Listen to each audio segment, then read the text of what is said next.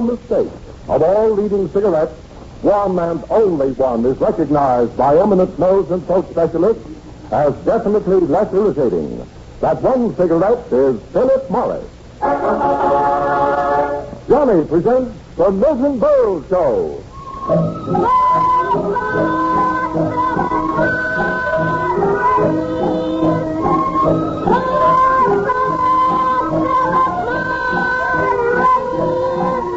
Here comes Johnny, ladies and gentlemen, to remind you, if every smoker knew what Philip Morris smokers know, they'd all change to Philip Morris.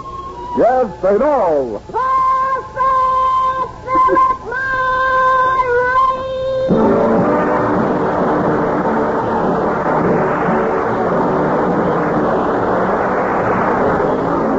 From Radio City in New York, here is the Milton Berle Show. With Kurt Cousins, Jack Albertson, Mary Shipp, Johnny Gibson, Billy Sands, Frank Milano, our singing star Dick Carney, the musical Ray Block and his orchestra, and yours truly, Frank Jones. Ladies and gentlemen, this is Thanksgiving week when we give thanks for so many wonderful things. That's right. You will now hear Milton Berle for half an hour. Let us give thanks it is not a whole hour. And here he is, Milton Berle.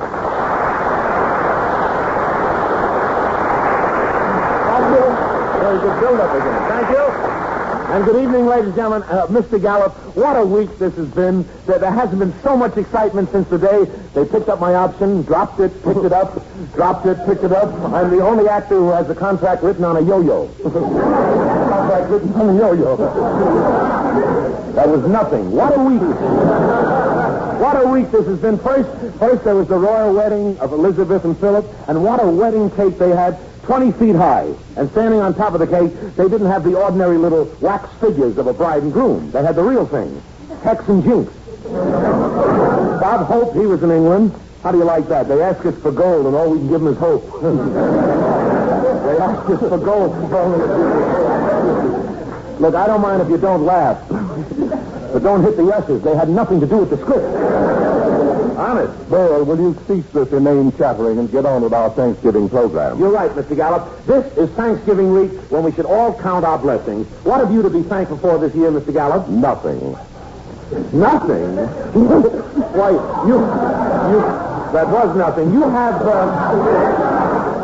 You have loads of things to be thankful for. First, you should be thankful that you're alive. No, let's start with something we're sure of.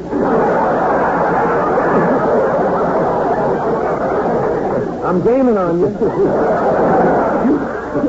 You should be thankful, Mr. Gallup, that this year you became associated with Milton Berle on a big program. Thankful? Yes. Did you say thankful? Well, yes, Mr. Gallup. Should I be thankful that since I've come on this program, I've been ostracized by my former friends in the musical world? But, Mr. Gallup... I, the only man Jose Turby ever trusted to adjust his piano stool. Well, I know. I, who used to go on drinking parties with the Budapest String Quartet whenever they needed a fifth. Mr. Gallup, you mean all that is gone? Gone. Thanks to my association with you. Today, every time I pass Carnegie Hall, music lovers yell, "There goes Frankie the Fink." Oh, that's terrible. But after all, Mr. Gallup, being on this program has given you new interest. You've learned a lot from me. Yes. From you, Bill, I've learned to lead a racing form while chalking a cue stick in a pool room. Look, Mr. Gallup. I've learned the correct procedure of blowing on the dice in order to make a 9 the hard way. Mr. Gallup! I didn't realize what this life was doing to you. Honestly, I'd hate to see you go, but you're right. Give up this program before it's too late. Go back to your old friends, Deems Taylor, Yasha Heifetz, Leopold Stokowski. Those squares? Mr. Gallup!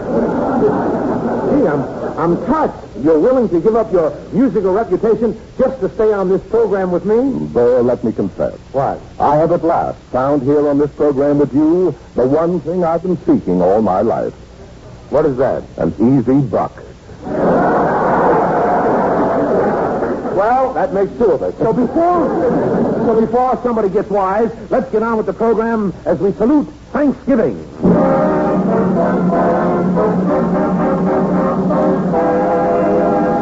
Thanksgiving, gem of the autumn season. Autumn when the frost is on the pumpkin. Pumpkin, very symbol of Halloween. Halloween, happy holiday before Thanksgiving. Thanksgiving, gem of the autumn season. That year went fast, didn't it? Want to go round again? Thanksgiving, Jim. Jim Burle. I'm giving you new lines.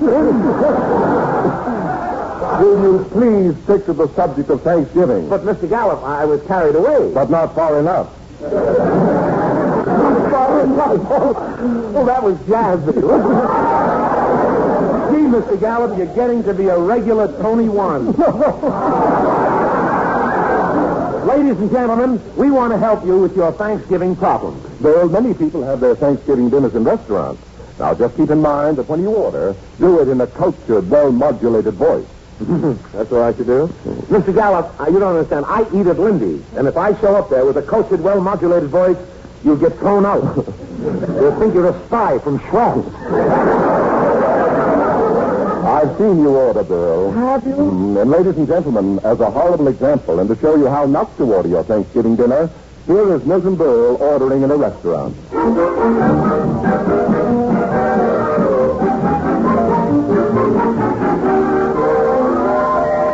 Waiter. Okay. What'll it be? The Thanksgiving turkey dinner? No. It's too big. Let me see. Oh, here's something on the menu. Don't move, I'll kill it. No, I mean this dish. The breaded beef. Go get it. No, wait. Maybe the chicken in the pot. Chicken in the pot? No, my sleeves always get soggy. I know, I'll have the baked mackerel. Baked mackerel? Oh, wait, waiter, I had fish yesterday. Mister, please, it's getting late, and I still got 6 tables to insult. See, funny, somehow I don't feel hungry anymore. Wait, I'll take off my apron. We'll go outside and play leapfrog. You should work up an appetite. Very comical. Look, it's Thanksgiving. I'll have the turkey dinner. I'd like to be taken out. Goody, I'll call Lucy Monroe.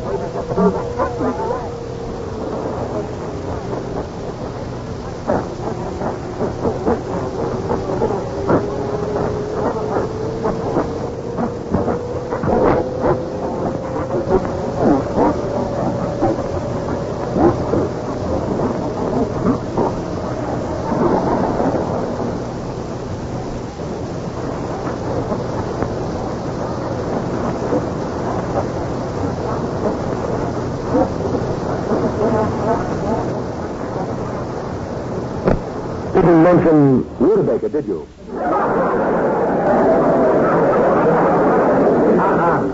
You haven't any rutabaga? You know, waiter, suddenly I got a yen for rutabaga. You know, mister, suddenly I got a yen to be dancing on the French Riviera with Hedy Lamarr. But that's right. No Hedy Lamarr, no rutabaga. What do you want? Okay, I'll take the tomatoes. Tomatoes? Stewed. But not too stewed. I'll bring the oil. Oh, wait, I guess I should have some potatoes. You should have poison. Now, look, wise guy, I didn't come in here to be insulted. You didn't come in here to eat either. Okay, just bring my order. I'll do that for you. Good. Now, will you do something for me? What? Drop dead.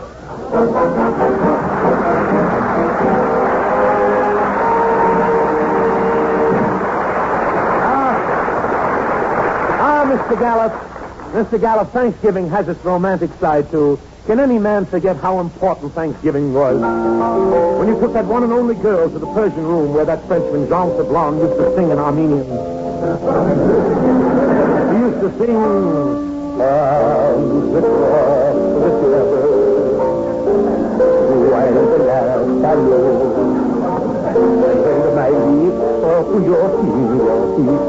And all you I love you.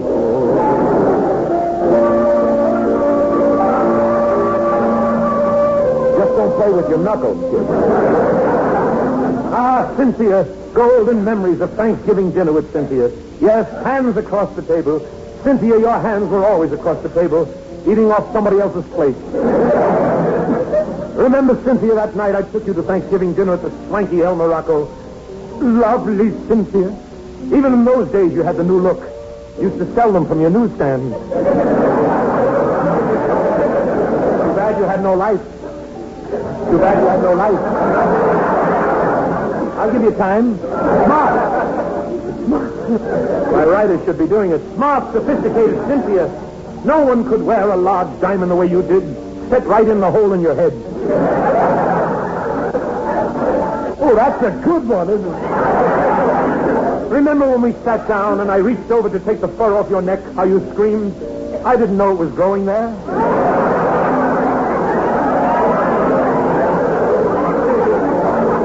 Cynthia, you were in high society. You came from the smart horsey set, especially your teeth. They were the horsiest set I've ever seen. I'm only kidding. Your teeth were pearls. And the next time you see Pearl, give them back to her. And they say, in a little way, that you belong to me.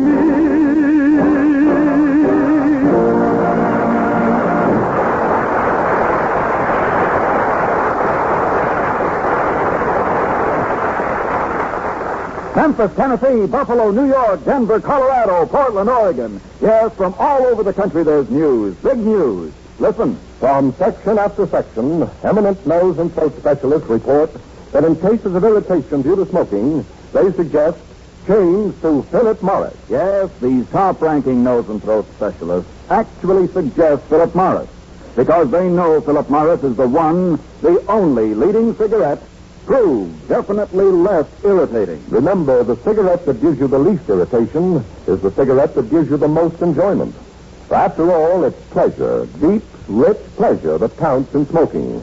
And the full measure of smoking pleasure is yours to enjoy day in, day out in Philip Morris.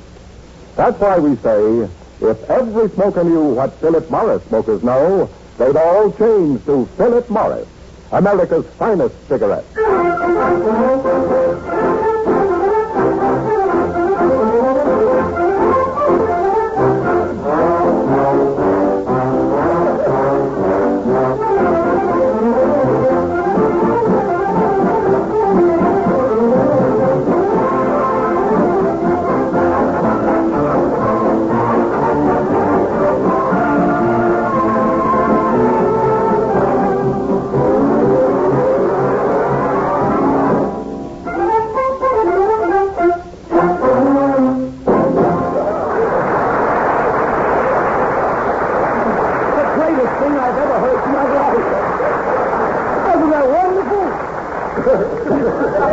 Wonderful. It was nice.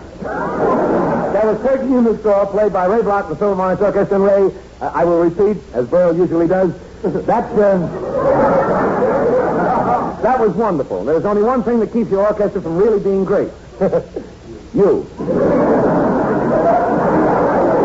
old Ray. Every week I kid around and make insulting cracks about the music. Well, tonight, Ray, I'm not kidding. And now, as we continue our salute to Thanksgiving, we present Thanksgiving Forum tonight. Thanksgiving Forum tonight. The question, which has been in more turkeys, oyster dressing or Milton Berle? Oh, what a blow for Princess Elizabeth. Thank you. Let us commence with questions from the audience. Let's start with this gentleman in the third row warming his feet in the pockets of the man in front of him. Yes, sir? Mr. Berle, I'd like you to come to my house. I didn't hear what you said, sir. I said, Mr. Berle, I would like you to come to my house Thanksgiving. I'm having friends for dinner. Well, thank you. Are you having turkey? No, I'm having friends. I'm a cannibal. Thank you. Let's hope you don't have half-baked friends. Let's go on. All right, this young man with his head caught in the subway door. Young man, what is your name? My name is Prince Philip.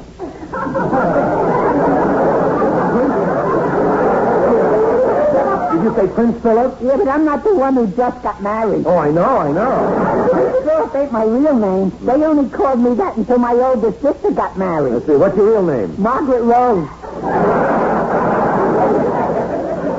All right, Maggie, you have a question about Thanksgiving? Yeah, I'm a soda jerk.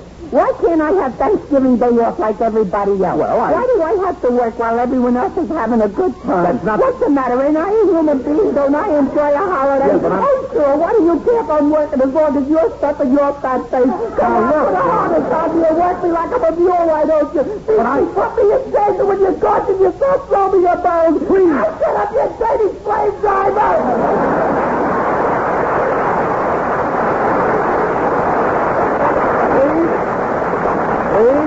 Let's not lose our tempers. Let us go on to the women in the audience. All right, this lady in the aisle shampooing a cocker spaniel. Young lady, what is your name, please? Hello, Feeney. I'm a homemaker. I see, and you have a question that has to do with Thanksgiving? Yeah, how can I stop my husband from eating so much on Thanksgiving? He's sure a disgusting glutton. Your husband eats a lot? And fast, too. He can eat 4 courses at the same time. 4 courses at the same time. He doesn't have enough hands for that. What do you think his feet are for? Gee, that's terrible. Last Thanksgiving, I give him a whole turkey just for himself. He sure was tickled. He was tickled? Yeah, I forgot to take off the feathers. Mrs. Feeney. The way he eats. He never even leaves me a drumstick. He eats up both drumsticks? Drumsticks. He eats a drum, too. Well, naturally. He'll eat anything. The doctor told him he had a tapeworm. He has a tapeworm? Yeah, it comes from eating tape. Oh, I see what you mean. Such a clumsy guy when he carves up Thanksgiving turkey. He always carves off the same piece for me. What piece is that? His thumb. Gee, that's dreadful. Is he a good carver? Yeah, the turkey keeps sliding away. He has to sit on it. Mrs. Feeney, your husband sits on the turkey? Don't worry, he wears a pair of old pants. Oh, well, that's different. What do you think he is, a slob or something? No. This year I ain't gonna bother with the turkey dinner. I got my husband a big fat pig. Your husband likes to eat pig? He ain't gonna eat it, he's gonna eat with it. Oh, thank you very much, Mrs. Feeney. Thank you. Thank you. And now, as a climax to our Thanksgiving forum, it is an honor to present one of the world's most famous chefs. 320-pound gentleman, the king of the culinary arts, who rules his kitchen with an iron hand. The great Featherfield. Ladies and gentlemen, Mr. Featherfield.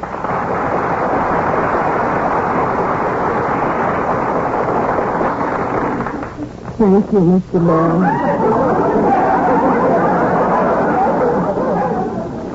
Thank you for this golden opportunity of talking to the thousands of people who have eaten my food and have happy stomachs all over the United States and parts of Canada. Mr. Featherfield, I understand that you're the holder of many gold medals for cooking. How about that? I don't know. Mr. Berle, I just won a $1,000 prize for my latest dish. I see. What is it like? It's heavy meatballs flanked by pork sausages, garnished with salami ends, all resting in a steaming nest of chili. I call it the Featherfield Atomic Bomb. Well, who gave you a $1,000 prize for inventing that? The makers of Tums. Wonderful. Mr. Featherfield, have you a special Thanksgiving dish that you can tell us about? Just one. Turkey a la Featherfield. Turkey a la Featherfield? How do you make that? Scrape the meat off the turkey, pull out the neck, shave in the breast, and serve. Why do you call that turkey a la Featherfield? Because it looks like me. I saw that coming. You should have ducked. Tell us, Mr. Featherfield, does your wife cook? Oh, gracious, no, Mr. Berle. She's a professional woman. Professional woman? Yeah, professional wrestler. Your wife sounds pretty big. Mr. Berle, my wife is everything a man could wish for. Yeah? If the man was Sabu. Well, let's get back to cooking. What is your ideal dish? Mr. Berle, every night I dream I'm smoking a tongue, then I pickle it, then I roast it, and jab a fork into it. Oh, just the thought of doing it makes me happy. That makes you happy? Yeah. It's my wife's tongue. Well, thank you very much, Mr. Featherfield. Thank you.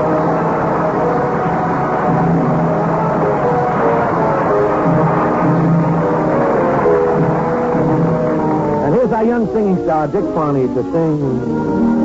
I have but one heart,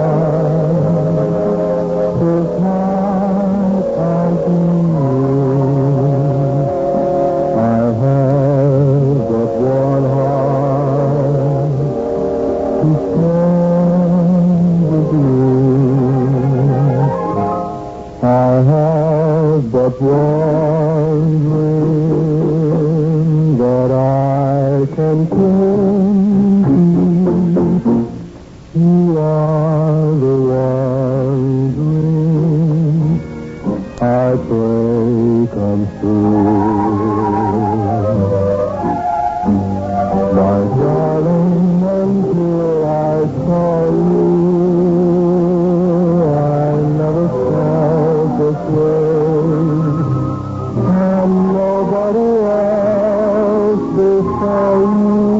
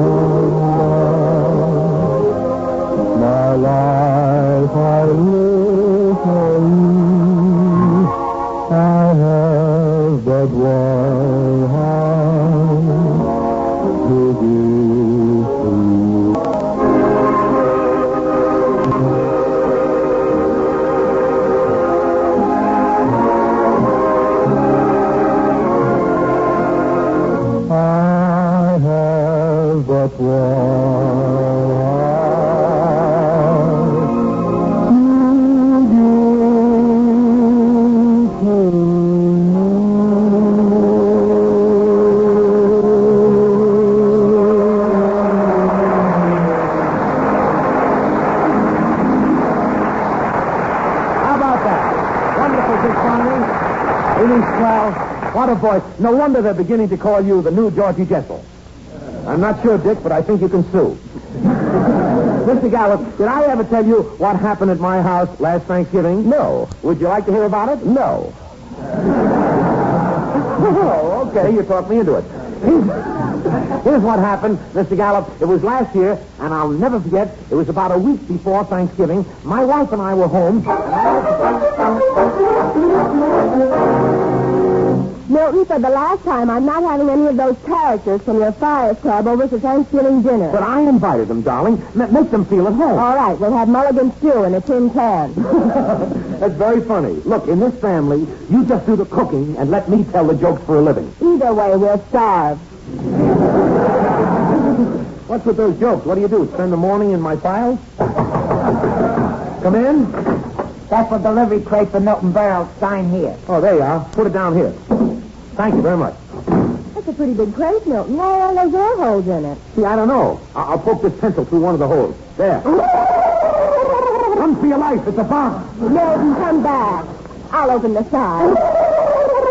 Look, Milton, a turkey. A turkey. Isn't that wonderful? What's this note tied around its neck? Dear Milty, congratulations. You won the annual Friars Club turkey raffle. You won a raffle? Well, what do you know? It's the first useful thing I ever won in my life. Milton, you won me. Let me repeat. It's the first useful thing I ever won in my life.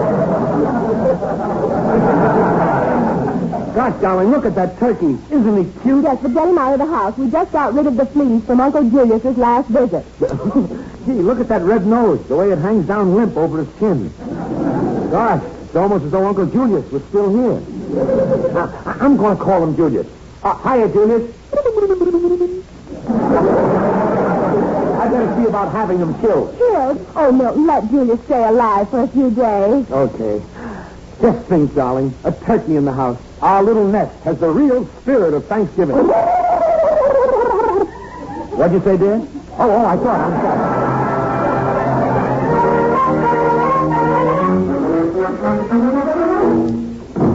Hello, dear. Hello, Milton. Well, dear, tomorrow's Thanksgiving, and... Darling, what's that? You're knitting. It's a little garment. Yes. Oh, sweetheart, you didn't tell me. Oh, God, this is wonderful. Darling, you better lie down. Milton, stop getting excited. But you're knitting. It's a sweater for Julius. Yeah. A sweater for a turkey. My toes are hanging out of all my socks, and she knits sweaters for turkeys. But Julius is different. He has a real personality. That's probably the part I'll get tomorrow. Isn't he cute over there, sleeping on my camel's hair coat? Oh, brother, wake up, Julius. Julius, wake up. Oh, boy, look at those drumsticks. Wake up, Julius. In a little while, you're going to get taken away by the butcher. The butcher?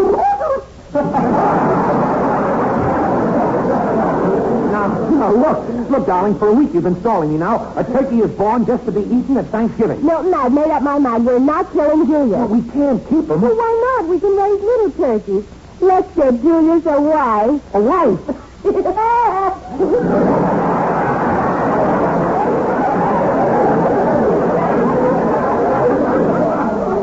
This is ridiculous. When the butcher comes, Julius goes with him. No, he's like one of the family. I've been teaching him tricks. You should see the way he can spread his tail and growl. So what? So can you do it? Listen. Now, yesterday you agreed to send for the butcher. That was yesterday. This morning something happened that changed the whole picture. What happened? Julius laid an egg.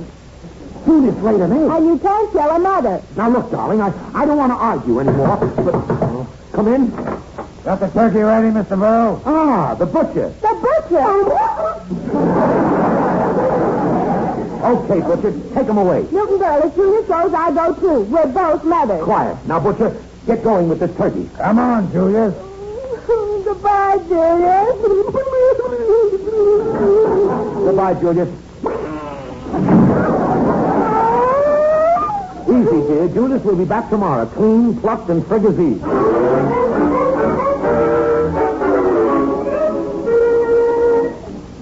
Here are the sweet potatoes, dear. The butcher should be bringing the turkey any minute. Oh, boy, will those guys from the Friars have a treat. That must be the butcher now. Get out the roaster. Come in. Hello, Mr. Berle. Well, Where's the turkey? Come in, Julius. Yes, you've come home. Butcher, I paid you to kill him. Mr. Berle, I've been killing turkeys for 20 years. But Julius is different. That personality, those thrust and blue eyes, I just couldn't do it. You hear? I couldn't do it. Now, wait a minute. Oh, here's your money. Here's your money. Do your own murdering. I couldn't do it. I couldn't do it. He couldn't do it, eh? Well, I'm gonna. People are coming here for turkey, and they're going to eat turkey. Milton, put down that poker. Come here, Julius.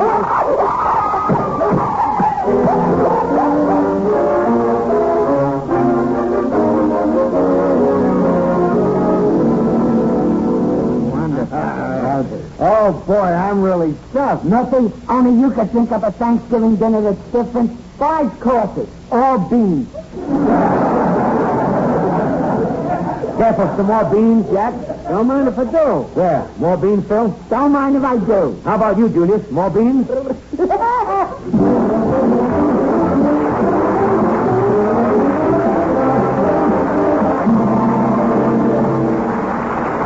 you. I'll be back in just a moment. In the meantime... Remember this. You're twice as sure of twice the pleasure when you smoke Philip Morris. And here's why. First, you enjoy the pleasure of smoking the world's finest premium tobaccos, mellow and mild and superbly blended. And second, you enjoy the extra pleasure of smoking the one, the only leading cigarette recognized by eminent nose and throat specialists as definitely less irritating. Yes, you're twice as sure of twice the pleasure when you smoke Philip Morris. So next time you call for cigarettes, call for Philip Morris. Made in America by Americans to please American taste. Very, very well said. Thank you, ladies and gentlemen. That about winds up the mad tapering for tonight. And on behalf of my sponsor, Philip Morris, and the rest of our cast, may I wish you a very, very happy Thanksgiving. And this Thursday, as you're having your big Thanksgiving dinner, think of the one who made it all possible. That's the one. Good night, ladies and gentlemen.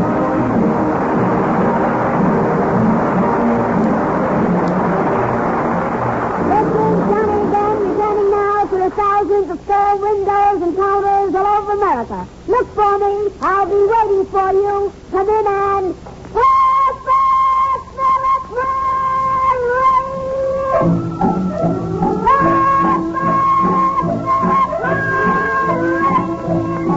Yes, if every smoker knew what Philip Morris smokers know, they'd all change to Philip Morris, America's finest cigarette.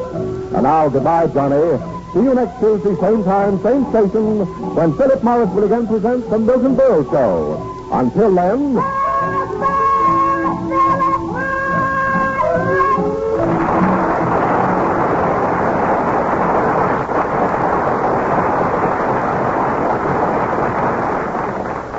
Hello, testing. 1, 2, 3, 4, 5. That's it, 5. Pipe smokers, try Revelation pipe tobacco, a smooth blend of 5 tobaccos. Yes, relax, take 5, take Revelation, a fine pipe tobacco. The Milton Berle Show was written by Nat Hyson and Alan Rubin. This is NBC, the National Broadcasting Company.